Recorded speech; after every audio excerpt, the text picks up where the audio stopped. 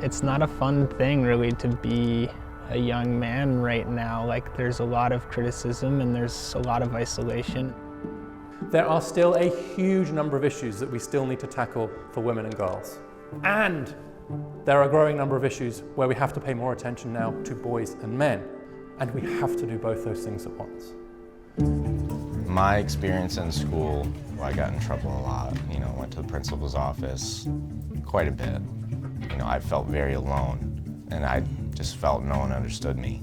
So many of these kids that I've worked with who have trouble relating to school do just amazing things at home. What is it that we do in schools that causes that drive to learn to go away? The gender gap in college degrees. In 1971-72, there was a 13 percentage point gap in favour of men.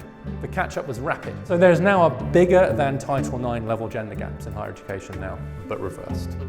This is the quiet conversation that educators have had for some time. However we're preparing young people, it is not working as well for boys. We also see this crisis among men playing out at a psychological level. I just didn't really care about having a future. I was just like, whatever happens is gonna happen. My father grew up with his father basically telling him, you're a man, men don't cry. So I just felt so, isolated. A lot of men feel like they have quite a long list of things they know not to do. They don't have a very good list of things they should do. What is taught, what is more focused on is what we're calling toxic masculinity. We encourage men, go get engaged as a dad and talk about your feelings, but then we don't create those spaces. I want to model what it should be to be not only a dad, but just a man in today's world, period. Men aren't good about saying, I'm not doing well and I need to talk to someone. We have to be able to entertain that conversation of, we need to go get you some help.